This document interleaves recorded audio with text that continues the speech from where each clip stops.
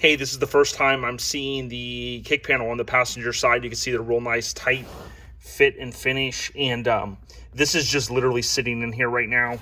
So I think I'll be able to run the power wire behind it without having to loop it, around. But the way he molded this and formed it to, the space here, I just wanted to kind of make sure. So as I start to route that wire, I'll make sure that, it's not going to interfere on the backside of this panel. All right. So here's what I did. I drilled the hole right where I wanted to, right next to the other hole. And, of course, I knew this drill bit I used wasn't going to quite do it for this wire. A lot of times I'll drill the hole and then I'll kind of wallow it out. I also have a step bit that I can run through there. This was a 3/8 bit. I can go to the 1/2 inch if I'd like. But basically, like right now, this won't fit through there. But I at least wanted to use the center punch, which I'll show you here. If you don't have one of these, you can get one for really cheap. I'm no expert when it comes to this kind of stuff, but I've seen my buddy Jimmy at Jimmy's Running Customs when he was building my truck and I was there. The center punch, you just pop and it'll leave a little hole, like a little I forget what they call it, to get the bit hopefully going. But I use that, and even with the bigger bit, I mean, it's tough to do it because, you don't have a good point on these, but for the smaller stuff, it definitely works really good. There's probably a bigger center punch that you can use. But it takes a steady hand at first to get, to the point where the bit doesn't want to what they call walk. And I just kept putting it back right where I wanted it to go. And after a couple of attempts, it finally was, starting to make its mark with the drill bit. And then I punched that through there. But surveying everything, this is going to be the best place, as I mentioned, for my situation. And I'm going to go ahead and step bit that out some or use the 1/2 inch bit. And then I can always put a grommet, which I typically will do, coming through there. That way, with vibration and stuff, it won't eat through the insulation. All right. Just want to show you guys what's going down. On to the next step. All right, so I decided to go with the bigger bit because the step bit would have been just too much to get in here without damaging wires, and the drill bit's obviously longer. Now I stepped it up, so to speak, and I've got it where this will fit through there nice. Again, I can come back and put a grommet. What I typically do, obviously, for me is, and this is obviously going to make things a little bit easier, I'm just going to run the amount of wire that I need through here, fish it up to that circuit breaker. That way I'm only running, a couple of feet back through here, and then I'll have all the other wire in the car already to start fishing back to the back. So I think it makes sense to you guys. I think most people would just do it that way. And then you can see here where the wire is going to come out, or where it is coming out now. There's typically an apron that goes in here, and then I've got an idea on how I'm going to fish it up through here. And I also have these, which these can make it clean. Local parts store will sell these. I also have all plastic ones. So this is obviously something that can clean up the install in terms of routing that wire so that it won't move within that apron area. But that'll be kind of some of the final finish work. This is simple because these are split. So you can come back at the end, once you got your wire kind of where you want it, wrap that around the wire, use the center punch, Sharpie, and go ahead and drill those tiny holes. And then you can put some stainless, little screws in there. That's what I'll probably end up doing towards the end, but no need for that now. On to the next step. All right, so here's the update. I verified that the power wire is going to be fine, which I was pretty certain it would be. I had to take off the sill plate which I'm thinking maybe it had never been taken off. On these cars, there are a couple of screws that go in this way, and they were pretty much not there. I don't know if they rusted away. Got the back seat kind of pulled out here because I'm going to take this sill plate out next and hopefully put the power wire right through there. But this sits in here like this. So if you look right here, there were you couldn't even see the screw head there. And the way it was, you could see like where the metal in there had rusted a little bit from moisture, water, you know, getting in the car, from shoes, whatever. So I had to just wiggle this thing for a while, and you can kind of see how that one's there. Those aren't going to be going back in, but if you look there, you can't even see the screw head. So fear not. I mean, really, if you're, you know, depending on the condition of your car, you may be able to see a screw head there and take it out. If not, I had to just keep wiggling this until that kind of ripped out. When this goes back in, obviously I'll just clean this up, tear off anything that, you know, like some of this, clean this up. And then really the bolts that hold this thing in, which there's 1, 2, 3, and then you really can't see it from here. Really, this is the top piece. You have one on each end, then you have the 3 center ones, 1, 2, 3 right there, and then you've got the end piece there. But I'll clean these up the best I can. You can see it's got overspray. I think this thing was painted like in the 70s or 80s, resprayed. But basically that's what you got to do if you're running power wire for compressors or amps. You know, you're going to feed it all the way down here. It's always fun. I know on my Suburban, I had a 95 Suburban. It was always fun getting around this little thing. So I'm hoping once I take this sill off, worst comes to worst, maybe I could use like a coat hanger or something and tape that to it and kind of use a southern word here, mash it through there. And then once it gets up to here, this was similar on my 67 when I did a bunch of wiring. You have this little channel that runs up here. And what I'll probably do is try to run it up and jam it in that channel. And then once I get up to here, I'll have the deck lid open by then. And maybe just fish it up through there. It's not obviously not going to fit through this. I guess possibly. But I'll fish it up in there.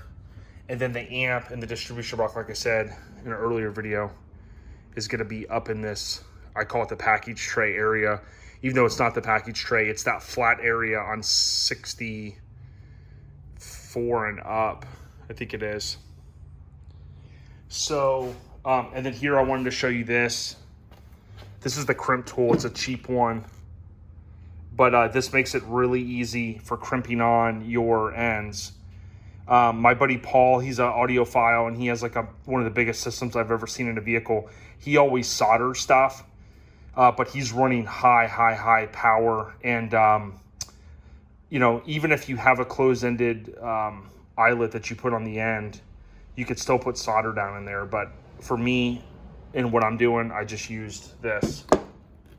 And these are the nicer cutters that I had picked up from, I want to say Home Depot. And this makes it a lot easier when you're cutting, you know, 2 or 0 gauge wire. Slices right through it like butter. All right, on to the next step. Lincoln's on the rise. Okay, one tip that I'll give you that plays into the last part of the video. I could not see this screw here, okay, because of the way these things, I showed you kind of how they're, these screws kind of disappear into this piece. But this did not want to budge, and you can see it's very brittle. Okay, so I was putting this way up underneath here to try to unwedge it with the glue and stuff. But I would suggest you take some sort of screwdriver that you've got, hopefully power, and see if you could find the head of this screw. And if it's not rusted like the front was, it'll come out. Now, I've got to try to find that one. If I can get that out, this is going to come off a lot easier. But yeah, that's one thing I want to show you. Okay, so perfect example. The bit that I had on there was not finding or would not pull out the screw.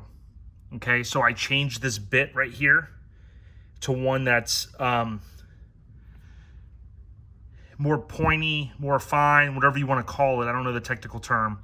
And just hitting the drill a little bit, holding it right where the screw should be, it peeled that thing right out of there. So the front, I don't think would have worked that way, but the back did. And you can see right here, took it right out. So if you're having trouble finding those screws in there and you want to avoid having to wiggle this thing and kind of mess the back of it up like the front, like it happened on the front, then, you know, take heed.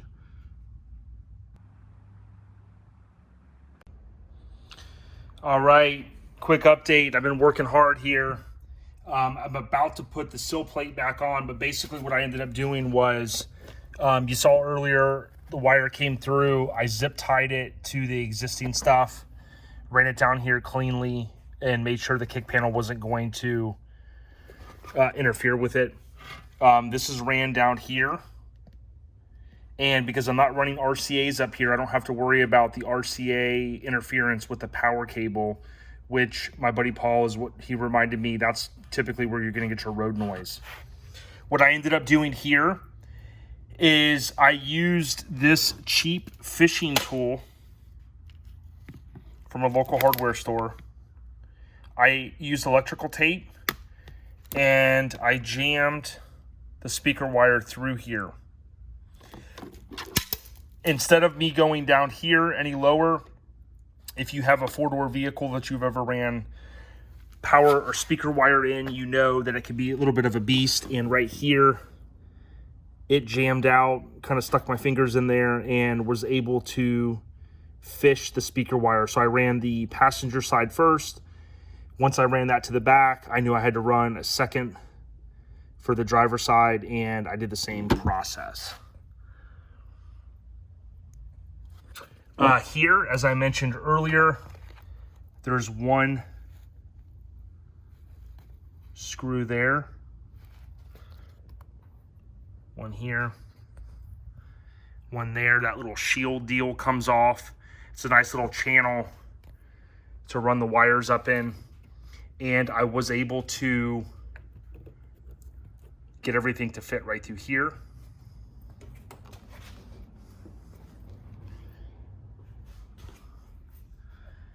Comes out cleanly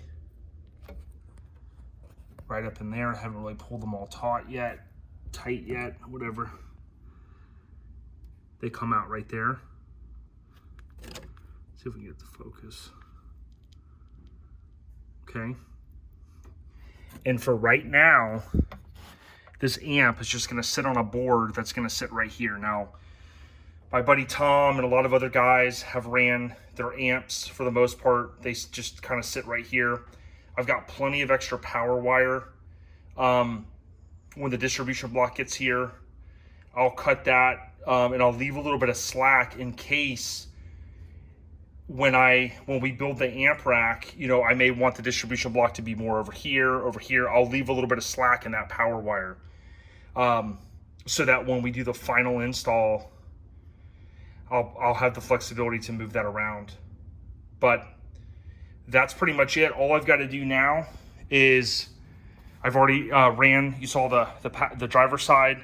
I've already flipped it up underneath the carpet there. It's just going to run over right to that kick panel area, which is going to be really easy. I'll start putting it back together, and I'll basically do the connections back here. I've got to run a ground for the amp. Of course, I got to run the power wire in there. I got to run the speaker wire, and I'll start kind of buttoning this thing back up Again, small project today, basically to run power wire and speaker wire to the front kick panel areas. And some of this stuff, I do believe it's the first time it's ever been taken out, including these sill panels. There's a lot of glue on them. I'll probably do a little bit of cleanup in here in the door jambs, but I'm not going to get crazy underneath here because you're never going to see that, and there's no rust or anything like that, so I'm not worried about that. But yeah, it looks like a wreck right now here. But Lincoln's on the rise, y'all. More to come. Yo, it's ODB. Check this out. So I'm sitting in the car. This is crazy to me. It's a year to the day that I did that project, and this is what happens sometimes, you know, creating content for Our Lifestyle Podcast. You can see the old banner way up there. And Lincoln Addict doing a couple podcasts, you know, balancing the stuff, car stuff, family stuff. A year passed, and I was looking at just deleting old videos from my iCloud, and I came across the video where I split it into two parts because I had 30 minutes worth of content, and I know that's sometimes a little too long for most people. So I debated on should I publish it. I went ahead and put out part one, boom, part two. Thank you guys and ladies for listening all the way through, or watching all the way through rather. Now, I didn't really show a wrap up underneath where I kept saying the apron, but in that wheel well area, right where the splash shield goes. Basically, I just routed it right where it would normally go to get it to go up to where the battery was at. So in the future, I'll show kind of maybe a final of where I routed everything, but I looked back and I just didn't get any video, and it's a little too dark in the shop right now to do a video right now. Ironically enough, my friend, we're actually wiring the shop over the course of, it's going to be about 3 days. I did a video that I posted, I think, on Our Lifestyle Podcast. But eventually I'll have the lift where the car sits now. I'll have the lights. I'll have, the TV. I'll have everything working out here, but it's not working yet. I want to thank Paul again for the support. And, we go back to middle school. And then, of course, he's done all of my stereo stuff. It's been a year, and I've been driving the car, and, man, it sounds fantastic. I can't really demo that because of, copyright stuff, but I can tell you this. With the top down cruising, these kick panels really, really, really perform fantastic. And if you think about the cost that was involved with the speaker components and that JL Bluetooth item that plugs right into the amp, it really, really makes things affordable. You'd be kind of amazed at how affordable things can be these days. Now, of course, Paul had a lot of time in building these kick panels, but there's a few guys out there in the world, I know in the Lincoln community, that are making these. It's all about style. So whatever, you might just want to get something that's functional, but you can go to probably your local stereo shop. Paul has been asked over this past year, will you make a set for me? And he basically doesn't have the time to do it. He's had to decline, but, like he told people as well, it would be much easier to actually have the car as well in person to do it. But enjoy. I want to give a huge shout out to the Ratties. I'm wearing their hat right here. They've got Rat Fest going on, which is going to be this September out in Newport Beach area. I'll be flying out there. I'll be talking about more of that as we get closer. Check out Lincoln Addict Podcast. I did put out a new issue or a new episode recently. I'll be doing more. I recently hung up a bunch more hubcaps, so I kind of got the collection going there. And I am working on another episode of Lincoln Addict Podcast. Enjoy the rest of this one. There's a few, all the photos I took over the course of time and that Paul took as well. I'm going to go ahead and run those so you can check those out. And putting the interior back together, all that went smooth. Again, it's just sitting back here in the package tray area. And every time I power up the car, the phone connects to Bluetooth and ready to cruise. So thank you all for watching. Certainly appreciate it. Lincoln Addict, we got you. Peace.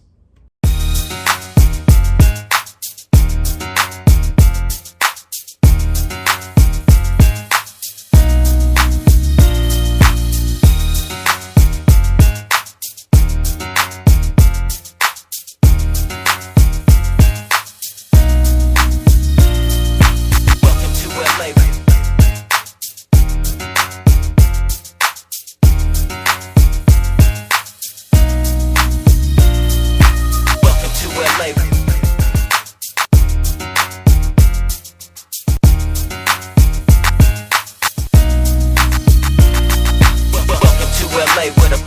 play. And we ride on the things like every day.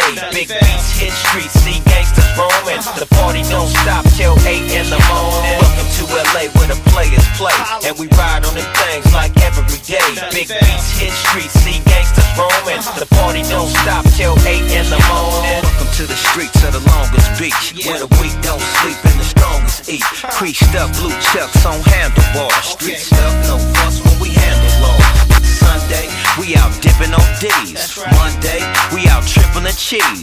Tuesday, we at the lake show. Free tickets from Shaq, we in the front row. Wednesday, roll on wheels, we like whoa.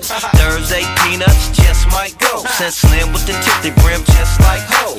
Friday, Saturday, you know. Welcome to LA where the players play. And we ride on the things like day. Big beats hit streets, see